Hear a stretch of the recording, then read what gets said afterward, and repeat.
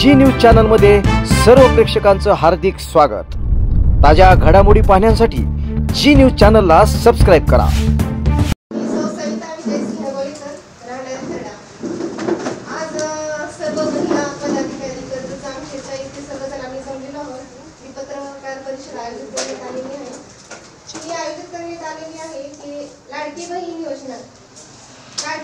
लाडकी बहीण म्हणून अफवा पसरवायच्या।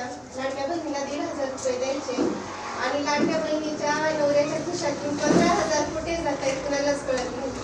ही सामान्य जनता इतकी भोळी नाही आहे महायुतीच्या सरकारला, मला सांगावंसं वाटतं।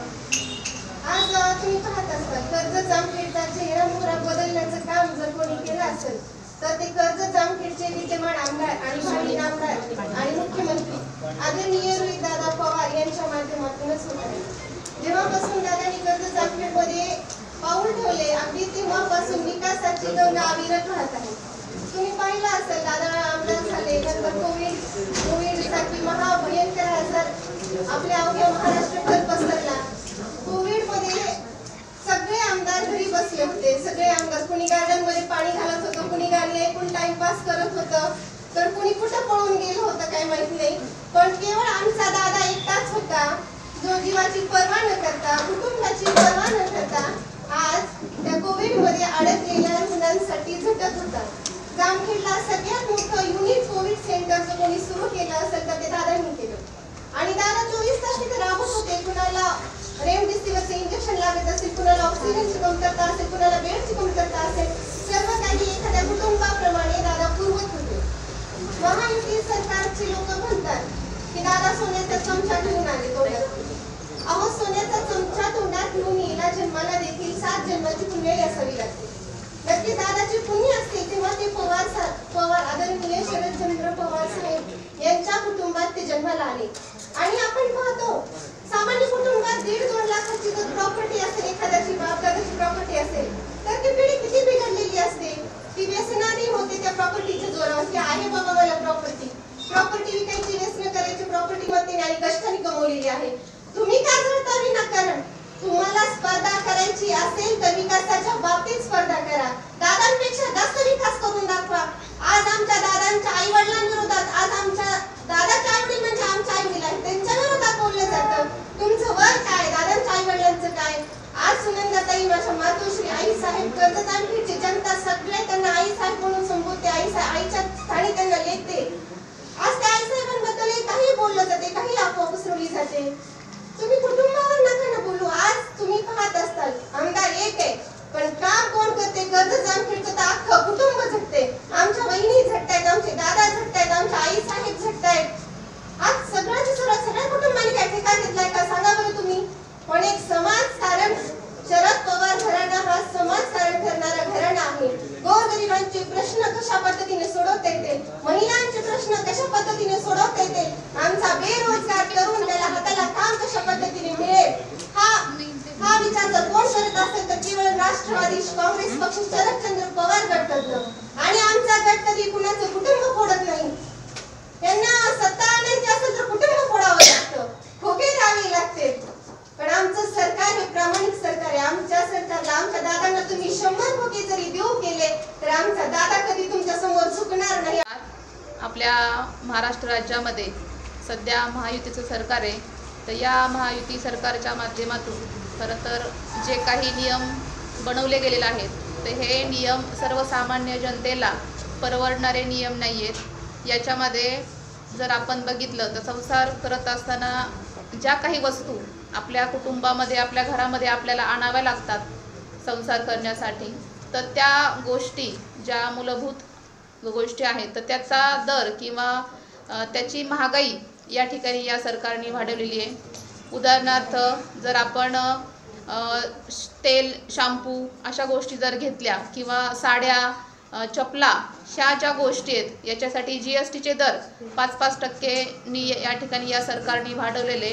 म्हणजे जर गॅसची टाकी आपल्याला जर 2013 मध्ये घ्यायची म्हणलं तर त्यावेळेस आपल्याला ती 600ची 500 किंवा अशा दरामध्ये भेटत असायची, पण आता 2024चा जर विचार केला तर हीच टाकी 900 रुपयाला त्या ठिकाणी झालेली आहे। आणि दुसरं म्हणजे ज्या ह्या ज्या जीवना आवश्यक गोष्टी आहेत त्याचे तर दर वाढलेलेच आहेत, पण ज्या काही आरोग्याच्या गोष्टी आपल्याला महत्त्वाच्या असतात, म्हणजे एखादा कुटुंबातला माणूस जर आजारी पडला तर त्याला साधं औषध आणायचं म्हणलं तरी ते 50%नी त्या ठिकाणी त्यांच्या किमती त्या ठिकाणी वाढलेल्या आहेत. ही अशीच गोष्ट शेतकऱ्यांच्यामध्ये सुद्धा झालेली आहे. कापसांचे दर कमी झालेले आहेत आणि जेव्हा आपण शेतकरी जेव्हा मजुरांकडून काम करून घेतो तर तेव्हा त्याचे दर वाढलेले आहेत आणि जेव्हा आपण शेतकऱ्याला तो माल विकायचा असतो तेव्हा कमी रेटमध्ये त्या ठिकाणी घेतला जातो. ह्या अशा गोष्टी या ठिकाणी होत आहेत. दुसरं म्हणजे पेट्रोल वाढ या ठिकाणी झालेली आहे. म्हणजे जेव्हा 2013 होतं तेव्हा एक मला वाटतं 60 रुपयांनी त्या ठिकाणी लिटर असं पेट्रोलचे दर होते, पण आज जर बघितलं तर ते 110 रुपये लिटरनी त्या ठिकाणी दर वाढलेले आहेत. म्हणजे एखादा माणूस जर आपला संसाराचा उदरनिर्वाह जर गाडीवर करायचं म्हणलं, चॉकलेट गोळ्या जर किंवा काही त्याला विकायचं असेल गाडीवर, तर त्याच्यासाठी त्याला त्या पेट्रोलच्या किमतीमुळं त्या ठिकाणी आपल्या कर्जत शहरामध्ये एक धूरमुक्त कर्जत शहर व्हावं म्हणून धूरमुक्त चुलीचं त्या ठिकाणी वाटप केलेले. नवीन शिशु म्हणजे नवीन बाळाचा जन्म झाला तर त्यांच्यासाठी जवळजवळ त्यांनी 23,000पेक्षा जास्त किटांचं वाटप आपल्या कर्जत जामखेडमध्ये केलेले. सगळ्यात महत्त्वाचं म्हणजे आईसाहेब सुनंदाताई पवार ह्या जेव्हा आपला महिला दिन असतो तर त्या महिला दिनाला एक आपल्या कर्जत जामखेडमधल्या ज्या महिला आहेत तर त्यांचा कृतज्ञता सोहळा आणि त्यांचा सत्कार समारंभ या ठिकाणी करतात. ज्या महिला कर्तृत्ववाने तर त्यांच्या पाठीवर थाप ही मिळावी या अनुषंगाने आईसाहेब सुनंदाताई पवार या प्रयत्न करतात. आणि दुसरी गोष्ट म्हणजे ज्या आपल्या कर्जत शहरामध्ये आशा सेविका, अंगणवाडी सेविका आणि ज्या आपल्या नगरपंचायतच्या सफाई महिला कर्मचारी आहेत तर त्यांचासुद्धा कृतज्ञता सोहळा आईसाहेबांच्या माध्यमातून या ठिकाणी केला जातो. दुसरी गोष्ट अशी आहे की हे जे मूलभूत प्रश्न आहेत तर त्याच्यावर जास्त करून आमच्या कर्जत जामखेडचे आमदार, लोकप्रिय आमदार रोहितदादा पवार साहेब हे करत आहेत आणि मला वाटतं की खऱ्या अर्थानं रोहितदादा हे लाडकी बहीण योजना या ठिकाणी राबवत आहेत असं मला वाटतं. सरकारच्या विरोधात एल्गार म्हणून आज आम्ही ही पत्रकार परिषद घेत आहोत. महागाईचा वाढलेला भडका आणि लाडकी बहीण योजना राबवून एका हाताने दिलं आणि दुसऱ्या हाताने घेतलं अशी अवस्था या सरकारनं करून ठेवलेली आहे. संभ्रम निर्माण करून जनतेला किंवा सामान्य महिलेला फसवणूक करण्याची पवित्रा ह्या सरकारचा दिसतोय.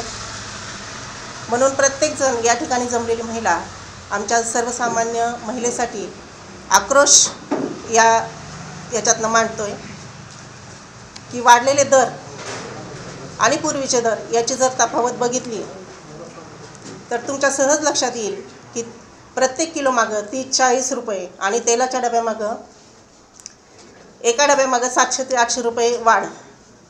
मग शेतकरी असेल, सर्वसामान्य महिला असेल किंवा इतर हे असतील, ह्यांच्या बाबतीत हा जो निर्णय घेतलेला आहे हा अत्यंत चुकीचा आहे अशी आमची धारणा आहे. आज महायुतीचं सरकार ज्या गोष्टी देते त्या गोष्टींची जर खातरजमा केली तर हा भुलभुलई आहे असं आम्हाला वाटतं. आम्ही विचारपूर्वक विधान करतो की आदरणीय रोहितदादांनी या मतदारसंघामध्ये जे महिला सक्षमीकरणाचं काम हातात घेतलेलं आहे त्या माध्यमातून अनेक संसार त्यांनी उभे केलेत. महिला सक्षमीकरणाच्या माध्यमातून व्यवसाय निर्मिती केलेली आहे आणि आई सुनंदाताईंनी पण या ठिकाणी महिलांसाठी गेली 5 वर्ष अहोरात्र काम केलेलं आहे. तर आमचं एवढंच म्हणणं आहे, ह्या युती सरकारनं जे काही आज चालवले हे कुठंतरी थांबवण्यासाठी आज आमची महिला भगिनी तुम्हाला काही सांगण्यासाठी या ठिकाणी जमलेली आहे. तर मला एकच सांगायचं आहे की महाविकास आघाडी सरकार आल्यानंतर ही सगळी भूमिका या ठिकाणी बदलणार आहे, चांगल्या गोष्टी घडणार आहेत. त्यामुळे रोहितदादांसाठी सगळ्यांनी काम करणं या ठिकाणी गरजेचं आहे. महागाईचे चढते दर जर लक्षात घेतले तर सर्वसामान्य महिला भगिनींचं तसंच सर्वसामान्य नागरिकांचं म्हणजे सगळ्या जनतेचंच जे नियोजन आहे ते सगळं कोलमडलेलं आहे. केंद्र सरकार आणि महायुती सरकार हे फक्त सर्वसामान्य जनतेला वेठीस धरण्याचं काम करत आहे. तर हे कुठेतरी होऊ नये म्हणून आम्ही हा आक्रोश या ठिकाणी मांडतोय. बस. 5 वर्ष आमदार होता आणि नंतरची 5 वर्ष तुम्ही मंत्री होता 12 खात्याचे. या 10 वर्षात तुम्ही काय केलं? या 10 वर्षात तुम्ही काहीच केलं नाही. तर सगळं 5 वर्षात आमच्या रोहित दादांनी केलं. 5 वर्ष कुठली त्यातली 2.5 वर्ष तर सत्ता तुमचीच होती. त्यातली 2.5 वर्ष जी आमची सत्ता होती त्यात 2 वर्ष कोरोना होता. त्या 6 महिन्यामध्ये 6,000 कोटीचा निधी, एवढं मोठं विकासाचं काम त्या कर्जत जामखेडच्या मतदारसंघात रोहित दादांनी केलं. एवढं मोठं काम केलेलं असताना राम शिंदे जर तुम्ही हिशोब मागत असाल तर तुमचा हिशोब चुकतोय कुठंतरी. दुसरं स्वतःला भूमिपुत्र म्हणता. आणि भूमिपुत्र असा असतो की जेव्हा 2013ला दुष्काळ पडला, ह्या दुष्काळामध्ये ह्याच कर्जत जामखेडची जनता तुम्ही पालकमंत्री होता आणि तुम्हाला असं म्हणायला गेली की आमच्या गुरांना आम्ही कुठं सोडायचं. तेव्हा तुम्ही असं म्हणता की पाहुण्या रावळ्यांकडे गुरं सोडून या. पालकमंत्री आणि भूमिपुत्र असा असतो का जेव्हा तुम्ही स्वतःला भूमिपुत्र म्हणता? जेव्हा इथं तुमच्याच कुठल्या तरी कार्यकर्त्यांनी मागितलं होतं पोलीस स्टेशन आपल्याला द्या म्हणून, तेव्हा तुम्ही असं म्हणता की क्राईम रेट वाढायला पाहिजे तर पोलीस स्टेशन मिळतं. क्राईम रेट वाढवणार का तुम्ही कर्जत आणि जामखेडमध्ये? म्हणजे तुम्ही गृहमंत्री आहात. गृहमंत्री असला असतो का आणि कर्जत जामखेडचा भूमिपुत्र असा असतो का की जो म्हणतो क्राईम रेट वाढवा? म्हणजे तुम्ही गुन्हेगार बनवणार आहात का?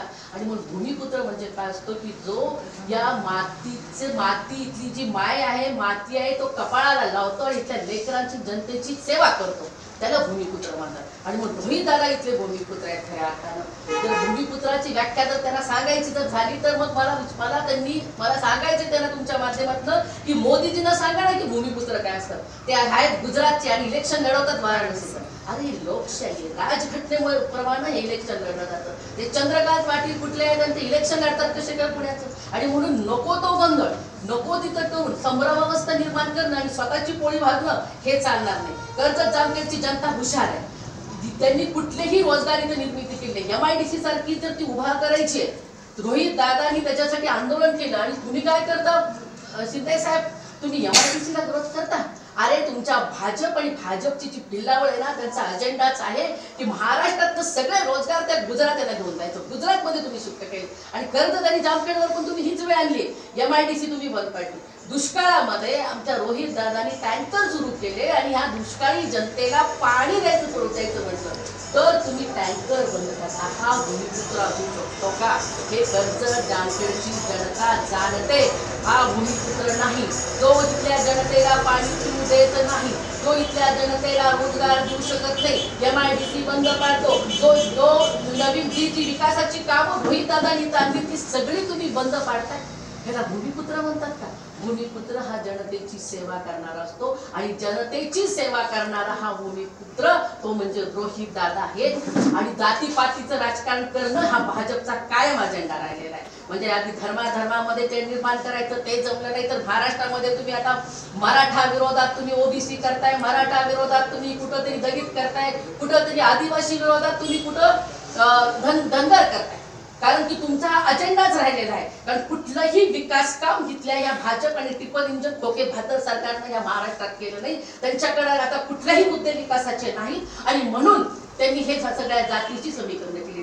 कर्जत जामखेडची जनता हे जाणते की ही जातीची समीकरण, कारण की आदरणीय पवार साहेबांनी आरक्षण दिलं होतं, ते मंडळ आयोग लागू केला होता, तो OBCला तो भारतामध्ये पहिल्यांदा लागू केला होता. ह्या मंडळ आयोगाला विरोध करणारे हे भाजपच होतं. तुमचं मंडळ तर आमचं कमंडल म्हणून त्यांनी रथयात्रा काढली होती आणि ह्याच बीजेपीनं OBCच्या आरक्षणाला विरोध केला होता. आज जे 3-4 वर्ष झालं स्थानिक स्वराज्य संस्थांमध्ये इलेक्शन होत नाहीये आणि ओबीसीच्या आरक्षणात धक्का लागलाय. याच्या मागचं षडयंत्र सर्व OBCना माहिती आहे. कारण की जी ट्रिपल टेस्ट घ्यायला सांगितली होती सुप्रीम कोर्टानं, त्या ट्रिपल टेस्टचा सगळा डेटा जो आमचं सरकार होतं जेव्हा मनमोहन सिंग सत्तेत होते तेव्हा तो डेटा गोळा केला होता आणि तो सगळ्यांपैकी डेटा मोदी साहेबांनी लपवून ठेवलाय. आणि म्हणून आज स्थानिक स्वराज्य संस्थेच्या इलेक्शन होत नाही आणि OBCच्या स्थानिक स्वराज्य संस्थेला धक्का लागलेला आहे. कुठलंही आरक्षण कधी सुद्धा बीजेपीने दिले नाही. बीजेपीचं आरक्षण मुक्त भारत हा अजेंडा आहे. शेवटी एवढं तुम्हाला या तुमच्या माध्यमातून कर्जत जामखेडच्या मी जनतेला सांगू इच्छिते की असं हे नेतृत्व जे तुम्ही जपलेलं आहे आणि मला हेही माहित आहे की येणाऱ्या इलेक्शनला महाराष्ट्रात सर्वात जास्त मताधिक्य रोहित दादांना मिळणार आहे आणि त्याचप्रमाणे तिथलं हे काम सुरू आहे। सर्व पत्रकार बंधूंचं महाविकास आघाडीच्या वतीनं सहर्ष स्वागत करते। आज या ठिकाणी प्रेस कॉन्फरन्स भरवण्याचं प्रमुख कारण की वाढती महागाई, भ्रष्टाचार, गुन्हेगारी वृत्ती यावर आवाज उठवण्याची आता वेळ आलेली आहे।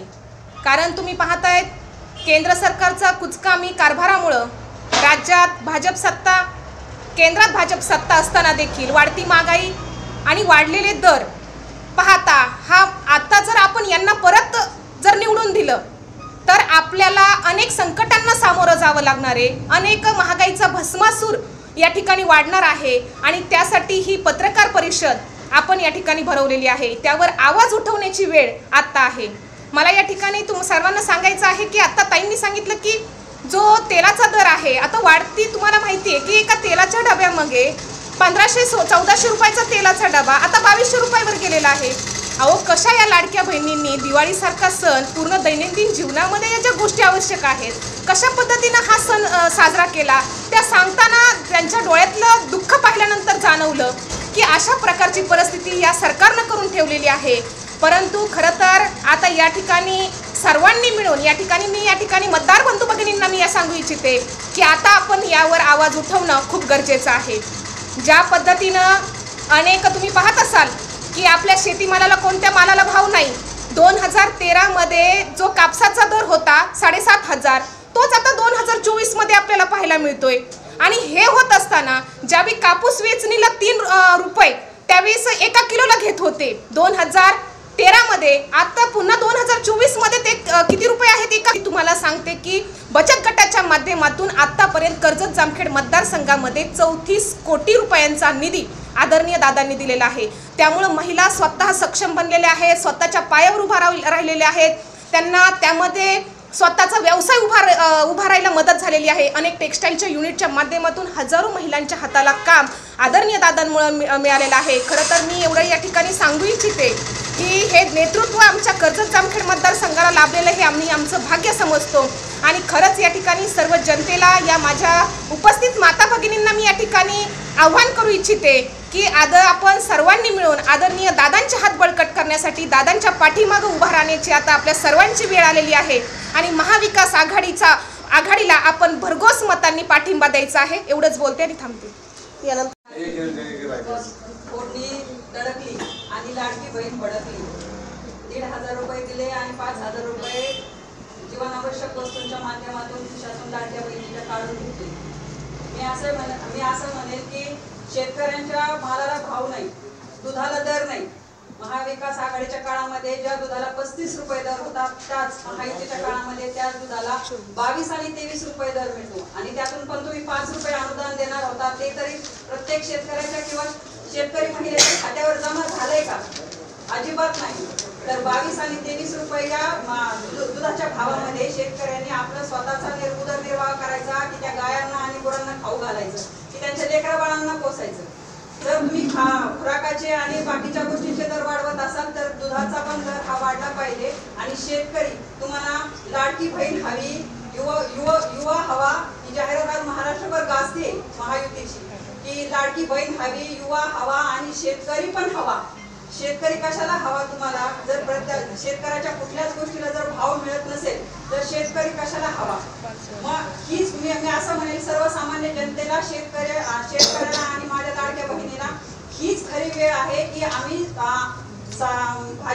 भाजप सरकारच्या विरोधात आहोत। हे आपल्याला फक्त आपल्याला संविधानाने दिलेल्या या मतदानाच्या हक्कातून आपल्याला त्यांना दाखवून द्यायचंय की आम्हाला हक्काचं आणि स्वाभिमानाचं जगणं मिळवून देणाऱ्या सरकारच्या सोबत राहायचंय। म्हणून मी असं आत्मविश्वासाने सांगेल की आज रोहित दादांनी भरोसा सेल असेल, बचत गट असेल आणि दुष्काळात मारलेल्या पाण्याचा असेल याचं ऋण हे कर्जत जामखेडचा मतदारसंघ किंवा कर्जत जामखेडचे मतदार हे नक्कीच चुकवणार आहेत आणि रोहित दादा जास्तीत जास्त मताधिक्याने निवडूनच येणार आहेत। हा असा आत्मविश्वास मी माझ्या या सगळ्या लाडक्या बहिणींच्या वतीने व्यक्त करते।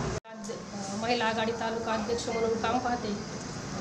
खरं तर आत्ताच ताईंनी सांगितले की वाढती महागाई आणि महिला असुरक्षित आहे या राज्यात, आणि त्यापुढेही जाऊन तरुणांना रोजगार नाही आहे। म्हणजे ही महाराष्ट्राला भेडसावणारा खूप मोठा प्रश्न आहे. याबाबत सरकार कुठलंही काहीही बोलत नाही. कारण सगळे जे प्रोजेक्ट मोठे मुंबईमध्ये होते ते सर्व प्रोजेक्ट गुजरात नेण्याचं काम ह्या महाआघाडीच्या सरकारने केले, महायुतीच्या सरकारने केलं आहे.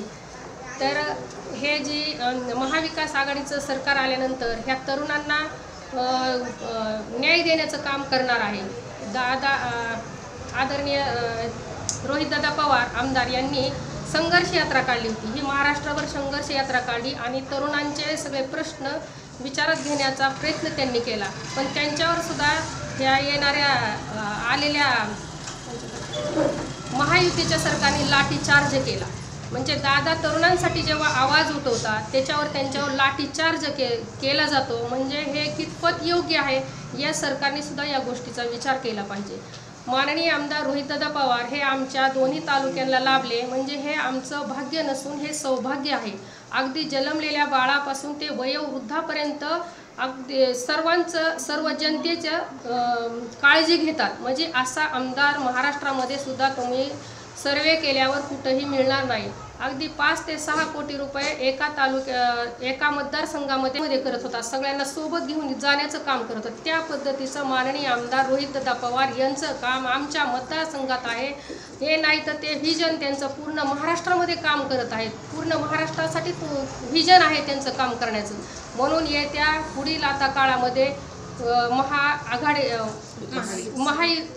महाविकास आघाडीचं सरकार आलं पाहिजे आणि त्यात जास्तीत जास्त जामखेड कर्जतच्या लोकांना मी आव्हान करते की जास्तीत जास्त लीडने माननीय आमदार रोहितदादा पवार यांना विजयी करायचं आहे. आणि जेवढं आपण लीड देईल तेवढं मोठं मंत्रिपद दादांना या ठिकाणी मिळणार आहे आणि आपल्या राहिलेला सगळा विकास दादाच्या माध्यमातून पूर्ण होणार आहे. एवढी मी सर्वांना ग्वाही देते. लाडकी बहीण योजना आणि वाढती महागाई याच्यावर पत्रकार परिषद घेत आहोत. आम्ही सगळ्या बहिणी जमलो आहे ते यासाठीच की आजची सामान्य गृहिणी रोजच्या जीवनातल्या जीवनावश्यक वस्तू तिच्यासाठी किती महाग आहे. तिचं बजेट जे कोलमट आहे ते कशामुळे. इथे युती सरकार आपल्याला 1500 रुपये लाडक्या बहिणीला देते पण इकडून महागाईचा भस्मासूर वाढवून ते काढून घेते. शेतकऱ्यांच्या बाबतीत झालं, महिलांच्या बाबतीत झालं, आपले युवा आज बेरोजगार आहेत. आपली इंडस्ट्री जे रोजगार आपल्याला आपल्या महाराष्ट्रात उपलब्ध होणार आहे ते रोजगार होणाऱ्या इंडस्ट्री हा गुजरातमध्ये चाललाय.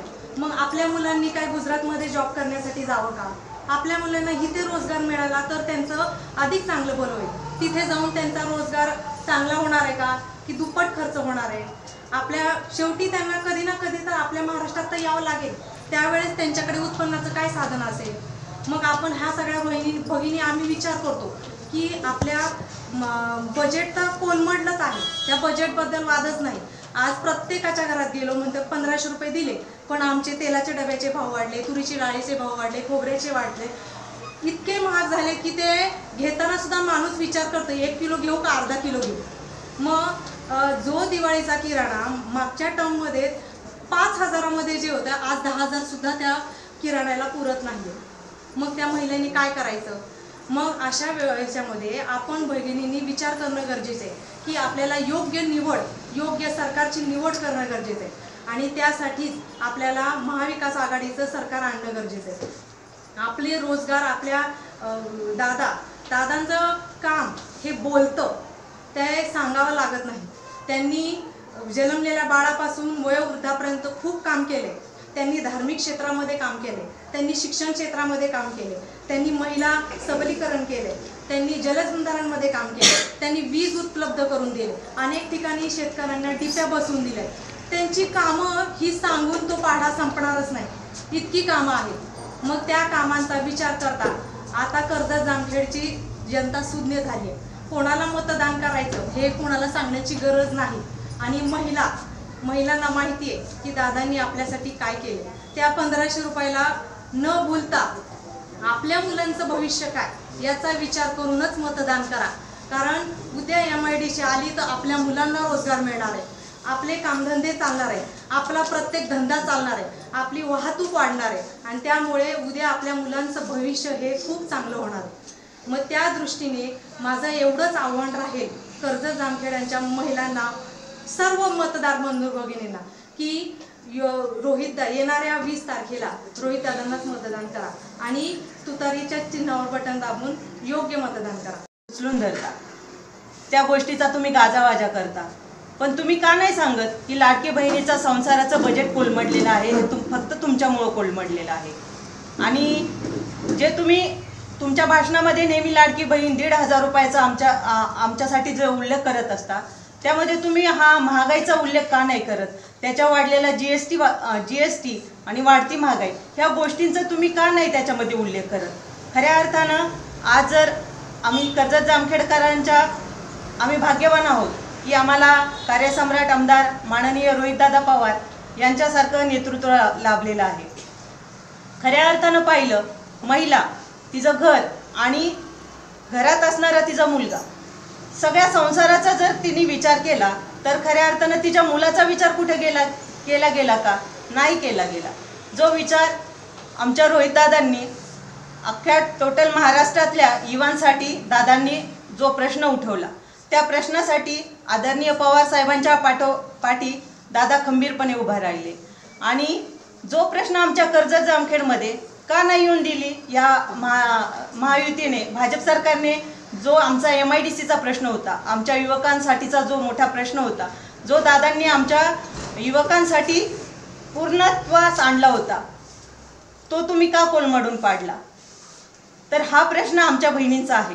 आणि खऱ्या अर्थानं दादांसाठी आणि आदरणीय सौ सुनंदाताईंच्या माध्यमातून बोलायचं झालं तर आज राशीनसारख्या गावामध्ये खऱ्या अर्थानं महिलांसाठी सक्षमीकरण जे केलेलं आहे, पापड युनिट असेल, शर्टचं युनिट असेल, अशा वेगवेगळ्या प्रशिक्षणं दिली जातात.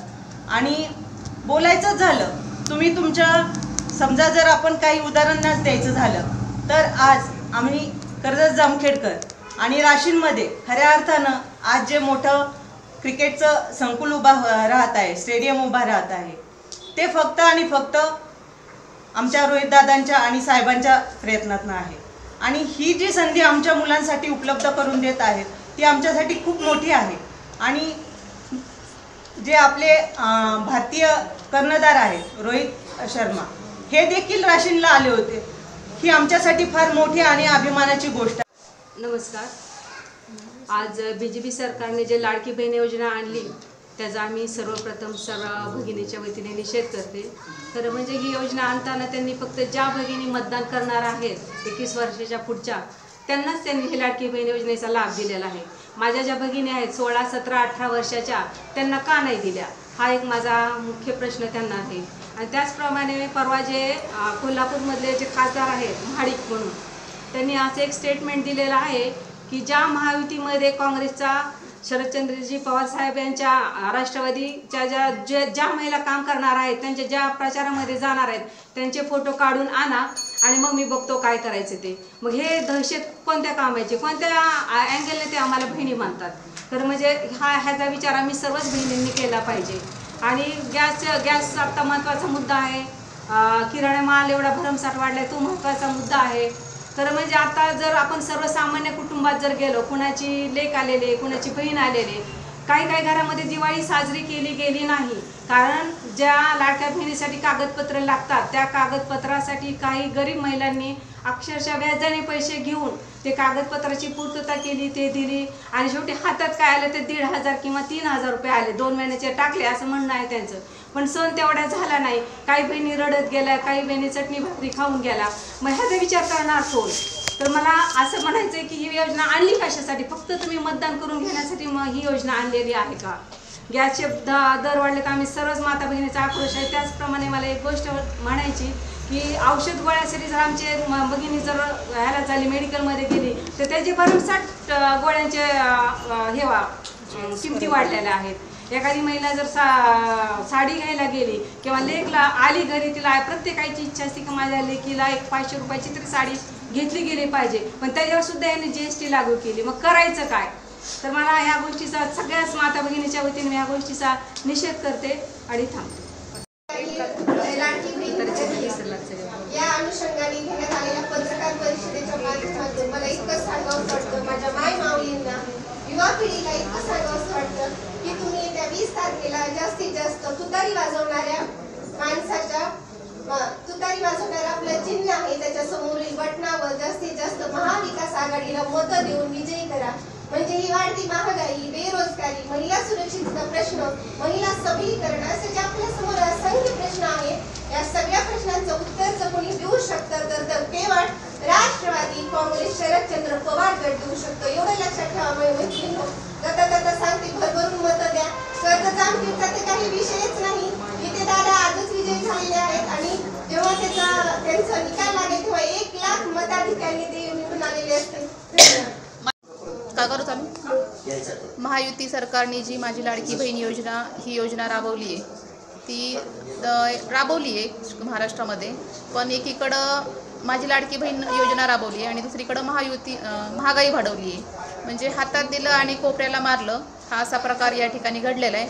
पण मी तमाम महाराष्ट्रातल्या महिलांना सांगू इच्छिते की जेव्हा आपलं महाविकास आघाडी सरकार या ठिकाणी स्थापन होईल येणाऱ्या काळामध्ये, तर त्यावेळेस आपण ही जी लाडकी बहीण योजना आहे 1500 रुपये प्रत्येकीला मिळत आहेत, तर त्याचं रूपांतर त्या ठिकाणी 3000मध्ये आपण ही योजना राबवणार आहोत आणि ह्याचं एक वेगळ्या स्वरूपामध्ये ही योजना राबवली जाणार आहे. महालक्ष्मी नावाने ही योजना राबवली जाणार आहे. म्हणून सर्व महाराष्ट्रातल्या महिलांना मी आव्हान करते की तुम्हाला 1500 रुपये पाहिजेत का 3000 रुपये पाहिजेत. म्हणजे ज्यावेळेस महाविकास आघाडीचं सरकार येईल त्यावेळेस आपण महागाई जी वाढली ती पण कमी करण्याचा प्रयत्न करणार आहोत आणि महालक्ष्मी योजना ही सुद्धा या ठिकाणी राबवणार आहोत. यासाठी आपले माननीय आमदार रोहितदादा पवार साहेब हे पाठपुरावा करणार आहेत. आणि दुसरी गोष्ट अशी आहे की आताच्या ज्या सरकारने महायुतीच्या सरकारने जे ST बससाठी 50% तिकीट महिलांकरिता जे केलेलं आहे, तर जेव्हा आपलं महाविकास आघाडीचं सरकार या ठिकाणी स्थापन होणार आहे त्यावेळेस आपण पूर्ण तिकीट महिलांसाठी मोफत करणार आहोत. यासाठी मी तमाम कर्जत जामखेडमधील त्याचबरोबर महाराष्ट्रातील प्रत्येक महिलेला या ठिकाणी आव्हान करेल की आपल्या येणाऱ्या 20 तारखेला जे काही आपल्या तुतारी वाजवणारा माणूस आहे तर आपल्या रोहितदादांना या ठिकाणी 3 नंबरचं बटन दाबून विजयी करा आणि चांगल्या प्रकारचं सरकार स्थापन करा, असं या ठिकाणी आव्हान करायला. स्वतःला तेव्हा भाऊ नाका भाऊ आणि आता तो अजितदादा तिकडे गेलेच. स्वतःला भाऊ समजतात आणि तुमच्या ह्या कर्जत जामखेड मतदारसंघातलं कोण ते काय आता ते काय तुम्ही त्यांचं काय नाव आहे? राम भाऊ. असलं काय नाही, भाऊ बिऊ काय नाही. बहिणींना कळाले की हे भाऊ त्यांच्या मतावर डोळा ठेवून आलेले आहेत म्हणून आणि 1500 रुपये देतात. त्यांच्या बापाचे पण देत नाही तर स्वतःच्या कामाचे पण देत नाही. त्या बहिणींना माहित आहे की तुम्ही 1500 देताय ना, ते आमच्याकडून जे पैसे घेता ना त्यातले तुम्ही देताय. आणि दुसरीकडे महागाई म्हटलं आता दिवाळी झाली आहे आता. दिवाळीत काय काय लागते, तेल महाग झालं, तुमचं खोबरं महाग झालं, तुमचं प्रत्येक गोष्ट महाग झाली, डाळी महाग झाल्या, गॅस महाग झाले. आणि एकीकडे तुम्ही दुधाचे किती भाव वाढत, दुधाचे भाव कमी करून टाकले, शेतमालाला भाव नाहीये. म्हणजे तुमचं दूध असेल ना तर दुधाला एका लिटर मात्र 10 रुपये जर कमी झाले, एखाद्या घरातलं जर 20 लिटर दूध झालं असेल तर मला सांगा दिवसाला किती कमी झालं? 20 लिटर 200 आणि महिन्याचे 6000. जर तुझ्या नवऱ्याच्या 6000 पोटातून 1500 रुपये येत असतील तर मग ती येणाऱ्या इलेक्शनमध्ये या BJPच्या जे सरकार टिप्पणीचे खोके खासदारांचं जे घोटाळे खासदार सरकार आहे ना त्यांना ती ते बदलावता दाखवणारे त्यांची लायकी काय आहे. कारण की ही ह्या महाराष्ट्रातली महिला आहे ती फक्त राष्ट्रवादी नाही, राष्ट्रवादी आम्ही सगळ्या महिला या सध्या सामान्य महिलांचा आवाज म्हणून बोलतो.